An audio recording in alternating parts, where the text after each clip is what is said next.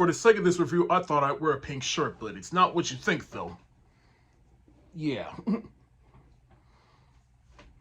Yeah, this is the actual pink shirt that I wore when I went to go see Barbie, because I wanted to stay in the theme of pink, but my own little take, just to, not give Barbie any more power, but, it's just me being petty.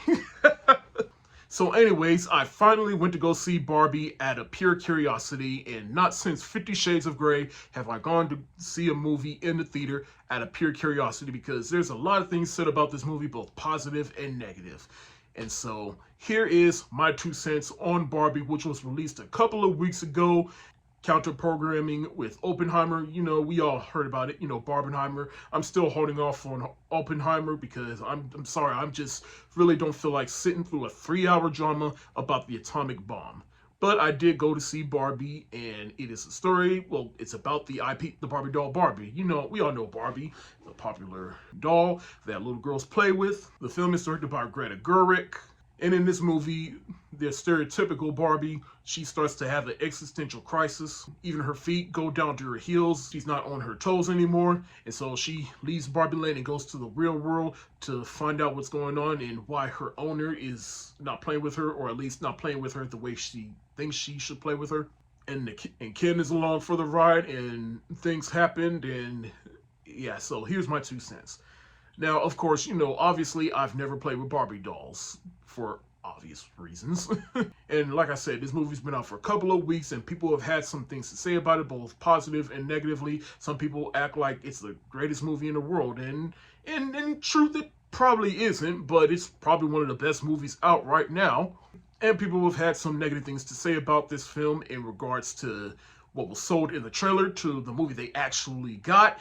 And, of course, all the feminist aspects of this movie, which, personally, I have no problem with feminism in movie as long as it's done right. And now that I've seen the movie, I ain't gonna lie, when I first walked out of the theater with this movie last week, I had mixed feelings about it. There were things I liked about it, there was things I was confused about it, there was things I didn't like about it, there were things I wasn't sure how to feel about it. Like, it took me a minute to process this film, but overall, I really dig this film. Do I think it's a masterpiece? Not necessarily, but do I think it's a movie that was needed right now, and am I happy this movie exists? Of course. Now, let me just say, feminism right now is in a rocky place right now, because there are people that are genuine about feminism right now, but then there's people that's just not genuine about feminism right now. There's people that are irritated with feminism right now, particularly snowflake man babies. But I do admire this film for having something to say in regards to women and how they're treated in the world. And they use Barbie to convey that. Now, right off the bat, let me just say, however you feel about this movie, you must praise the production design in this movie, especially in Barbie Land, because like they really made Barbie Land. Like, there's a lot of Easter eggs within Barbie Land, like from the Barbie dream houses to the cars to the different types of Barbies throughout all the decades. And I'm surprised with the amount of history they put into this movie about Barbie. Like, there's a pregnant Barbie that got discontinued. There was basically another Ken doll, but his name was Alan, but he got discontinued eons ago. They address how Barbie dolls are played with in the form of Weird Barbie. I even like how the movie kind of plays both sides, in which Barbie, it was supposed to be like this thing to uplift little girls and inspire them, tell them that they could do anything. But on the flip side of that, it also addresses kind of the negative sides of Barbie. And hey, however you feel about the Barbie doll, hey, that's on you. I understand whether you feel positively about it or negatively about it, but they do address the negative aspects about Barbie and how maybe Barbie has done more harm than good for little girls in some cases. But it's really the structure of this film, because it's like the movie did start off kind of slow, but then towards the middle, once Barbie left Barbie Land and went into the real world, I feel like that's when the movie really started to pick up, and I was enjoying it. But then the movie just kind of getting a little full of itself towards the end of the movie with its messages. However, America Ferrera, she has this beautiful monologue during the climax of the movie that I cannot wait to get my hands on this movie just so I can re-listen to that and actually dissect what is being said, because some of the shit she was saying in this monologue was facts. Now, of course, for the cast, Margot Robbie, she practically is a Barbie doll come to life, and she was great in this movie. She was a young ditzy Barbie when she needed to be ditzy. She was a Barbie with an existential crisis when she needed to. Her character went through a whole arc in this movie that was just beautiful. But of course, the scene stealer in this movie was Ryan Gosling as Ken, and I'm surprised with what they did with Ken because let's be real, Ken, he was more of an accessory than an actual person within Barbie. And I like the journey where they took him because when he went out of Barbie land, he saw that the real world was predominantly led by men. And so he saw that and said, I like this. Why don't I bring this back to Barbie land? So that's one aspect I did like. But the way they portray Ken and, well, men in general in this movie might turn some people off. But for me, I mean, it kind of threw me off a little bit, but at the end of the day, it's a Barbie movie. At the end of the day, did I enjoy this movie? Yes. Do I think it's imperfect?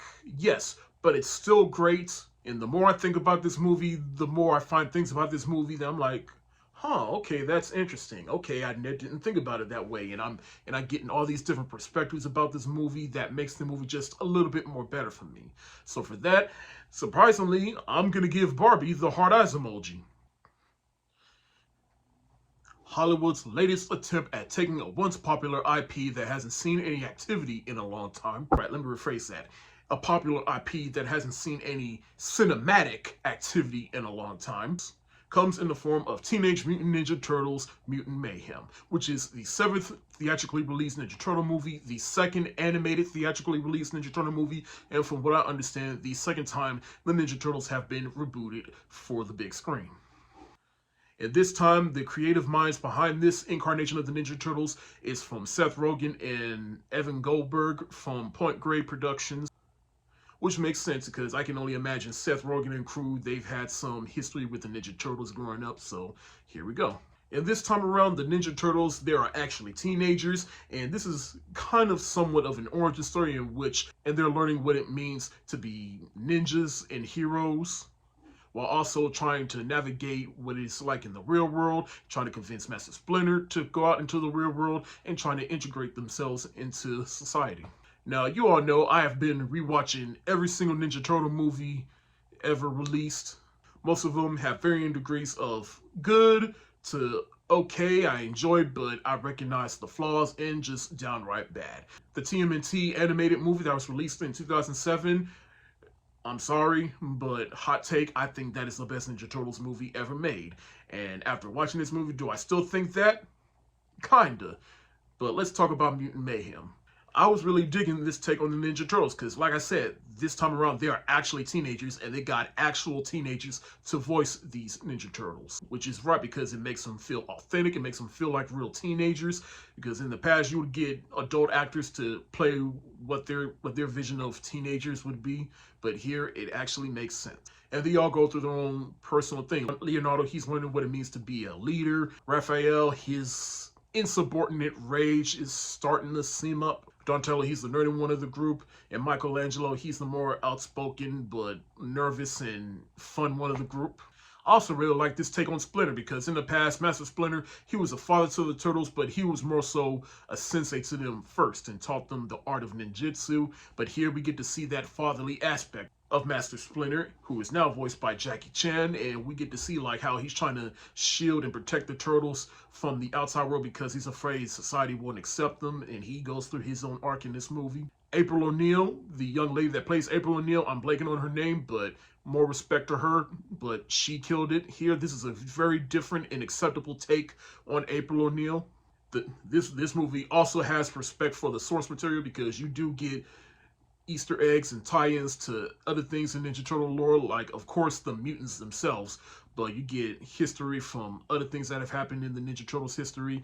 But, of course, you know, you got the mutants themselves, Bebop and Rocksteady, but the main mutant is Superfly, voiced by Ice Cube, and he is the pet fly of Baxter Stockman, who is also voiced by Giancarlo Esposito. Now, I will say they did make some changes that either you're going to roll with or if you're a huge Ninja Turtle fan that you're just not going to roll with. But the one thing that did stood out to me, as much as I love Superfly and Ice Cube voicing Superfly, I do feel like they kind of did that just to differentiate itself from the original because Baxter, from what I understand, Baxter Stockman, he's supposed to turn into a giant mutant fly, but instead he just had a pet fly that turned into a mutant. But of course, I gotta talk about the animation. Into the Spider-Verse has really had an influence on the animation industry between the bad guys, Puss in Boots: The Last Wish, Intergalactic, and now Ninja Turtles. This style of animation is really starting to sink in, almost to the point where I think it's really going to start to put out 3D animation, because right now this is the new thing and this is a renaissance of animation, I might say.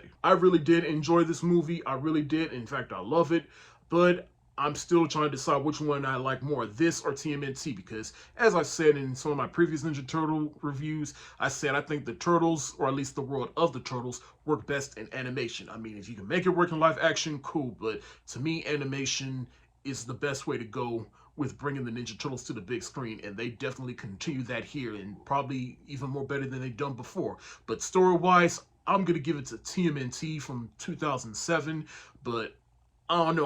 Right now I'm still having a hard time which one I like more, because both films, they do have great things to love about. But for right now, I'm gonna give Teenage Mutant Ninja Turtles: Mutant Mayhem the hard eyes emoji. Blue Beetle is the latest leftover from the old regime of DC films over at Warner Brothers, and it is about Jaime Reyes. He is fresh out of college and he's looking for a job, but then he meets Jenny Cord, in which she gives him this blue scarab that latches onto him, and he becomes the Blue Beetle, and he is trying to learn everything about it, trying to latch himself away from it, and keep it out of the hands of the Cord Corporation. Now, leading up to this film, I was excited for it, but at the same time a bit skeptical, because let's be real, all of DC's leftovers from the old regime has been either okay or just downright sloppy. I mean, Shazam 2 was Flash 2, even though I enjoyed it, but the failures of this movie, both commercially and somewhat critically, is, yeah, not looking too good. And of course, before them two films, we had Black Adam, which failed to connect with critics and audiences. And people just feel like, what's the point of watching these batch of films if the whole universe is about to get restarted in a couple of years? But now that I've finally seen Blue Beetle, I'm here to report that Blue Beetle is actually a good movie.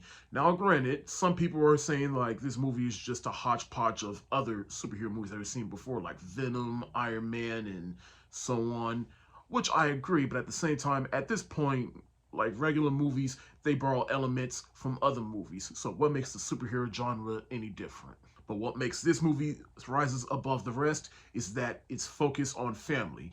And I love the Latin representation and Latin culture that is put on display in this film, because Latin families, they have a real emphasis on protecting their own.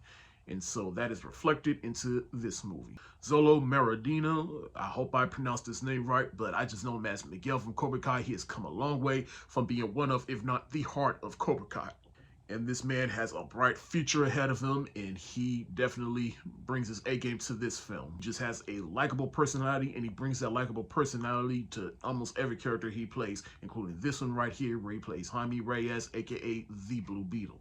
Bruna Marquezine plays Jenny Cord. She is part of that corporation in which her and Jaime meet. They have somewhat of a romantic interest within each other, but it is not forced, because she really doesn't know what family really feels like, and her family's been a little scatterbrained, but then when she meets Jaime, she sees what family truly is. Melissa Escobedo plays his little sister, and she was funny, but the comedic standout was definitely George Lopez. I forgot how funny he was. He plays Uncle Rudy in this movie, but he's more than just the uncle, and just watching him in this movie, I'm like, yo, I want to watch some George Lopez stand-up right now. But his comedic efforts did not overtake the movie, if that's what you're thinking. No, like, he had just the right amount, and he knew just when to pull back. Hell, the real character standout to me was the Nana. She had two particular scenes that really grounded the movie for me, and hell, even almost brought a tear to my eye. Susan Sarandon, on the other hand, who is the antagonist of the movie, yeah, she felt like in a completely different movie from everybody else. I'm sorry. Going forward, I don't know what the future holds for this particular franchise within the DC universe. I mean, obviously, it was part of the DCEU, but then James Gunn, he went out and said, hey, this is the first movie under my regime, which I guess is his way of saying, if this movie is a success, both critically and commercially, then I'll find a way to incorporate them into my universe, which I hope happens, because I really dug this film. I mean, it's not Yes, it's like other comic book movies, but I do want to see more of these characters and this lore explored, and I hope it really is a success. Now, at the time I'm making this video, its box office is not looking too good, but hopefully more people will show out for it. I'm gonna give Blue Beetle the heart eyes emoji. Strays is a raunchy talking dog movie about this border terrier named Reggie, voiced by Will Ferrell. He is in an abusive relationship with his owner, played by Will Forte. Reggie really doesn't understand how abusive the relationship is, to the point where he plays this game called Fetch and Fuck, which is Doug, played by Will Forte. He throws a ball and tries, and Reggie just goes and fetch it, but then he just keeps coming back, and so Doug, he drives 3 hours away, plays Fetch and Fuck, and and now Reggie is far, far away from Doug, and now he's trying to get back home, but then he comes across a bunch of other stray dogs, such as a Boston Terrier named Bug, played by Jamie Foxx, Maggie, an Australian Shepherd, voiced by Illa Fisher, and a Great Dane named Hunter, voiced by Randall Park. They teach him the ways of being a stray dog, and then makes him realize how abusive his owner's relationship was, and so Reggie gets the bright idea of going back home and biting his dick off. Yeah, that is the plot of the movie. Now, this movie is produced by Phil Lord and Chris Miller, who has given us such comedy classics like the 21 Jump Street movies, the Lego movies, Clyde with a Chance of Meatballs, Mitchells vs. the Machines, and they were also the producing minds behind the Spider-Verse movies. But how I felt about this movie, I'd say this was a very entertaining and funny movie. After Joyride, I was hungry for another good raunchy comedy, and this, and Joyride, and No Hard Feelings, which I'll give you my review of that later on this week. But these movies are proven that raunchy comedies still have a place in cinema.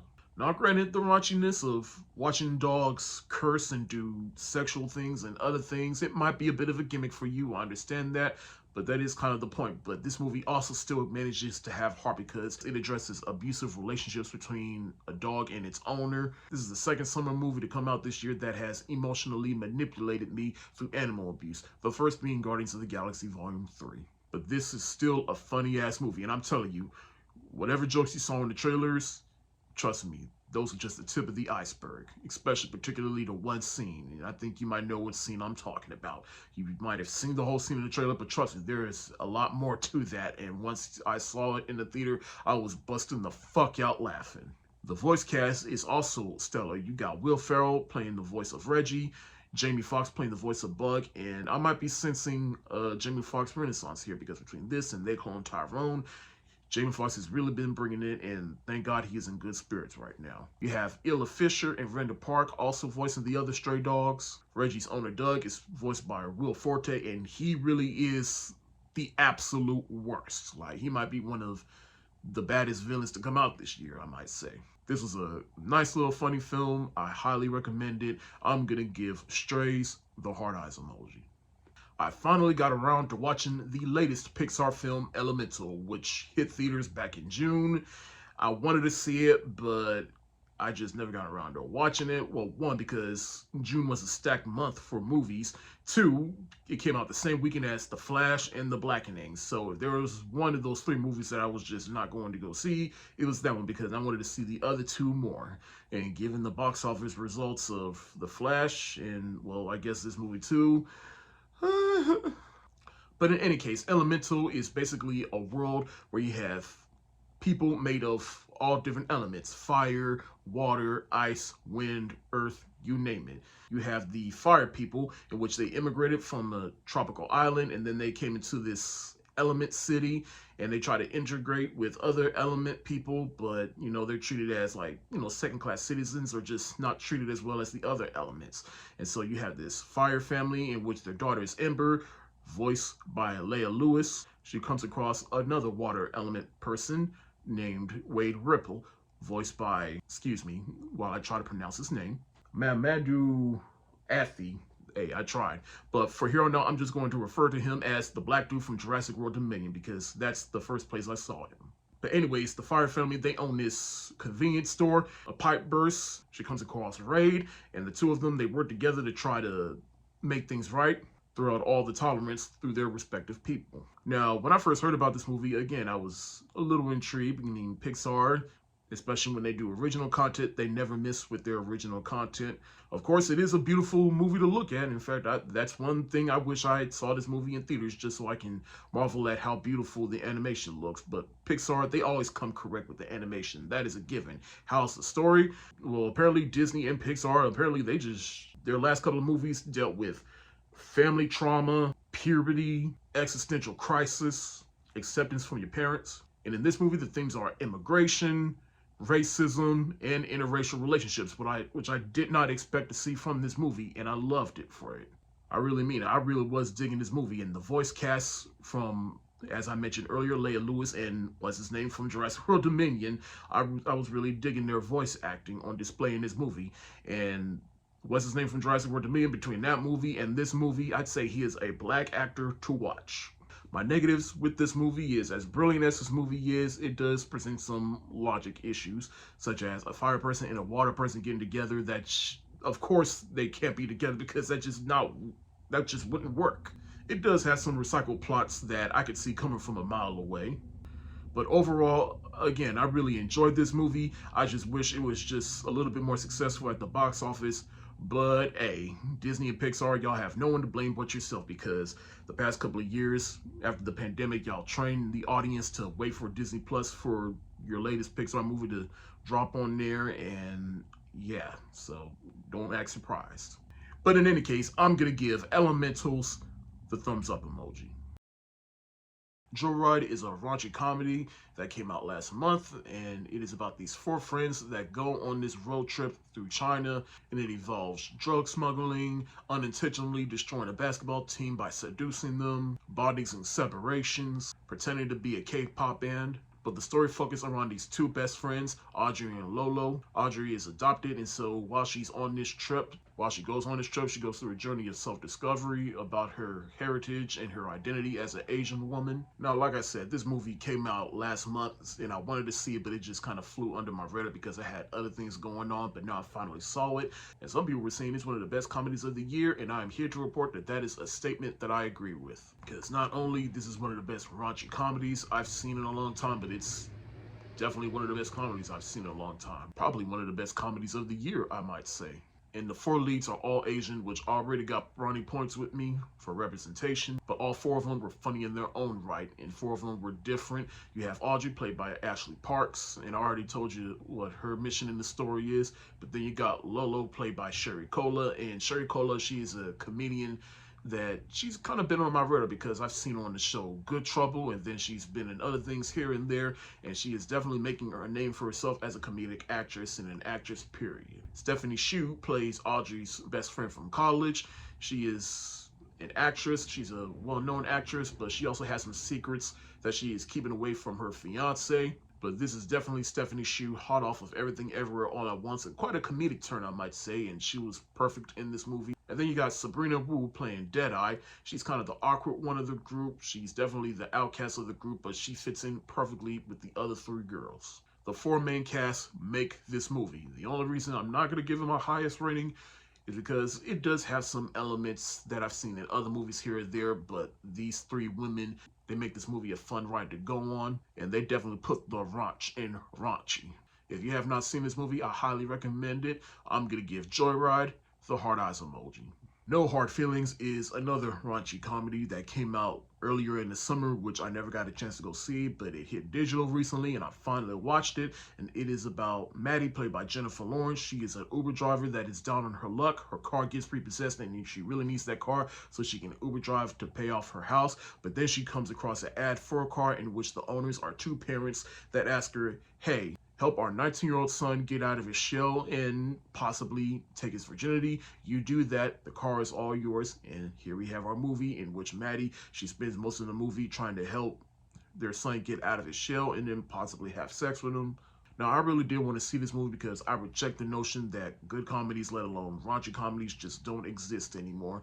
Plus, I like seeing Jennifer Lawrence in a role like this in which she's out of what we're used to seeing her doing. She is a pretty funny person, admittedly. And plus, let's be real, if this had been the other way around in which a dude is trying to help a young lady get out of her comfort zone, then yeah, that just would have been all sorts of wrong. To me, this movie was definitely funny. Now, do I like it as much as Strays or Joyride? Probably not. I'd say the story is probably the weak part because there were some story elements that was kind of weak, but the movie itself, it was still funny in itself, and that all goes to Jennifer Lawrence, the young man that played the boy that she's trying to help get out of his comfort zone. The movie did have some laugh out loud moments, particularly a part where Jennifer Lawrence, she is naked and bearing all. And the scene is not meant to be sexy, but it's just funny in itself. If you haven't seen No Hard Feelings, I recommend you watch it. I'm going to give No Hard Feelings the thumbs up emoji. Recently, I watched this documentary called All Up in the Biz, which premiered on Showtime and it is available on Paramount Plus. And it is about famous rapper Biz Markie, who passed away a couple of years ago, and it chronicles the life from his rise to fame to his later life and up until his death. Now, real quick, now I won't say I'm the big fan of Biz Markie, but I do admire him and his impact on the culture of hip hop and rap. And of course, everybody knows the song, You got what I need, but you say he's just a friend. But you say he's just a friend. Oh, baby, you. So when I saw the trailer for this documentary, I was instantly intrigued because I wanted to know more about him. And what I didn't know was just how wholesome he was and how dedicated he was. He had a vision, he executed, and he achieved his dreams. I also learned about his family life, his wife, and how she was there by his side throughout those last couple of years of his life when he was in the hospital after he got very sick. But of course, I like how positive he was. I like how positive he was around the people that he loved. I learned about his years as a DJ because at a point, like, he was killing it in the hip hop scene, but then, hip hop evolved. And so he evolved into DJing and just showcasing his skills with music producing and hip hop through DJing. Plus, I just love the vibe of this documentary, because they do reenactments of him in the hospital, but Biz himself is a puppet, and so it was basically just reenacting his days up until he passed. And you can tell it really affected his wife and how much that time spent meant to him and how much he meant to her. It was a very laid-back documentary, and I also like how Biz Markie, he was basically a nerd in a sense because he just loved collecting memorabilia, which is something that I also like to do. So that was very inspirational in itself. I highly recommend this documentary. If you want to know more about Biz Markie and his impact on the culture, I'm going to give All Up in the Biz the heart eyes emoji. Celebrating its 20th anniversary is Freaky Friday, and by Freaky Friday, I mean the 2003 version that came out 20 years ago and stars Jamie Lee Curtis and Lindsay Lohan. And we all pretty much know this story. Mother and daughter, they switch bodies from one day just so that they can know and understand each other. And some of the hijinks and shenanigans that ensue in this movie involve the mother as the daughter learning that her teacher is pretty much a son of a bitch, standing up to her bullies. The daughter as the mother involves doing her job, connected with her little brother a little bit more, and trying to switch back before the rehearsal dinner to her fiance. Now, I do remember when this movie came out, and this was at a time when Lindsay Lohan, she was really hot off of The Parent Trap and Life Size, and we didn't know how big she was getting ready to be with movies like Mean Girls and a couple of other movies here and there. So this was definitely one of her big break movies. Jamie Lee Curtis, I'll admit, this was the movie that introduced me to her because I was not aware of all the Halloween movies. I wasn't aware of her and Laurie Strode. This was my introduction to Jamie Lee Curtis, and what a great introduction it is. Because Jamie Lee Curtis, she works both comedically and dramatically in this movie. In fact, it's kind of crazy how Jamie Lee Curtis has that generational appeal.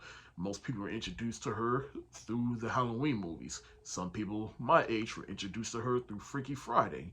And right now, this current generation is introduced to her for totally stealing that Oscar away from Angela Bassett. I'm kidding. Of course, this current generation will know from Everything Ever All at Once, but I'm still salty about it. Some other cast includes Mark Harmon and Chad Michael Murray, and especially Mark Harmon, who plays the fiance of Jamie Lee Curtis's character, and he has a scene in here that just works because he's getting married to her, and he's trying his best to connect with her children, but then you really see his true colors and how much he actually cares about the mom and this family. But again, this movie was a lot funnier than I remember, but it was also a lot good than I remember. It's about just this mother and daughter learning and understanding each other, and it just works perfectly, and it was well constructed in this movie. I'm gonna give Freaky Friday the hard eyes emoji. Celebrating its 20th anniversary is SWAT, which came out in 2003 and is based on the TV show from the 70s. And of course, there is a TV show going on right now based on SWAT. And it's about Colin Farrell, who rejoins the SWAT team at the request of Samuel Jackson's character, Captain Hodo. Also joining is Michelle Rodriguez's character and LL Cool J's character. They go through the training of being on the SWAT team, and then something happens for them to get called onto SWAT, and now they have to stop it. Now, I do remember watching this back in the day and enjoy watching it, but haven't really seen it since then. And plus, it's also kind of sentimental to me because I do remember this also being one of my late father's favorite movies. But watching it today with adult eyes, this is a lot more entertaining than I remember.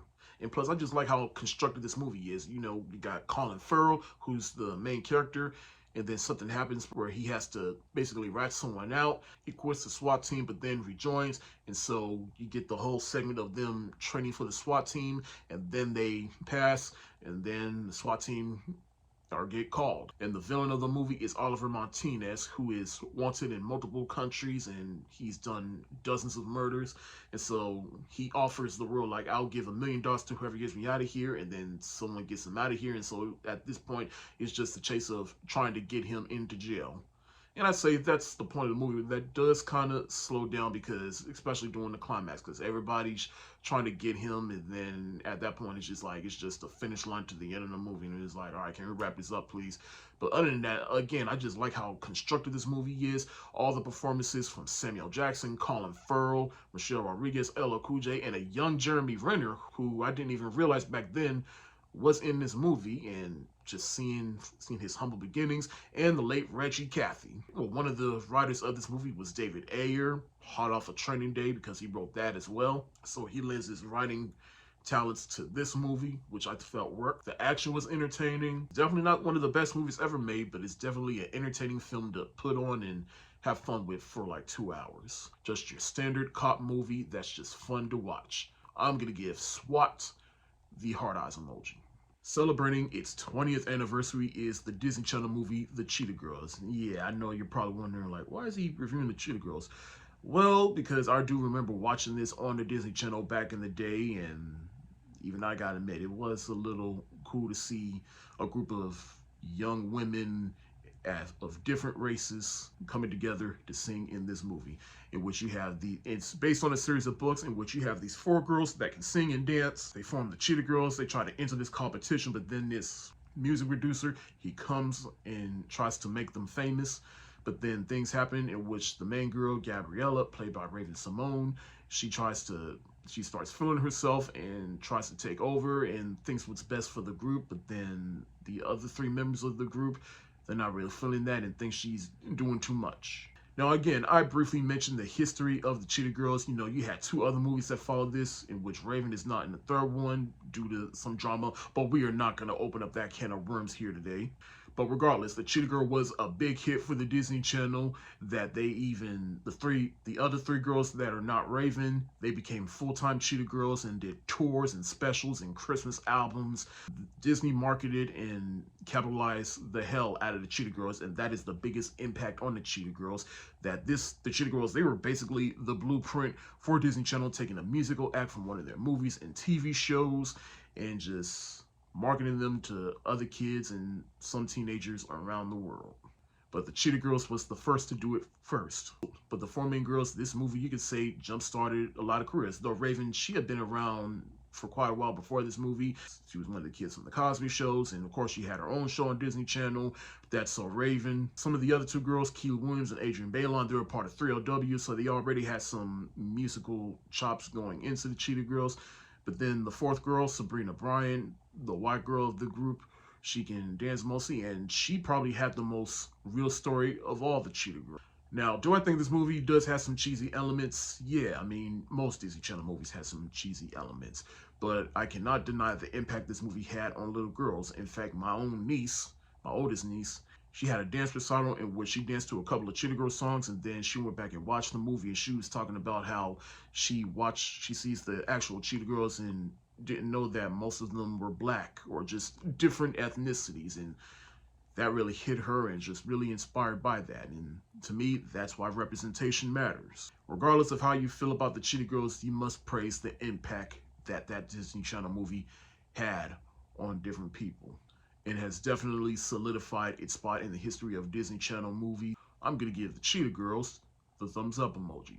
Celebrating its 15th anniversary is Tropic Thunder, which is the story about these group of actors that are shooting a movie in Vietnam, but they're not taking it too seriously, and so the director, he decides to take them deep into the jungle of Vietnam where shit is really happening. The director accidentally blows himself up, and so now the actors, some of them think that they're still shooting a movie, but some of them are self-aware to realize, like, nah, this isn't a movie.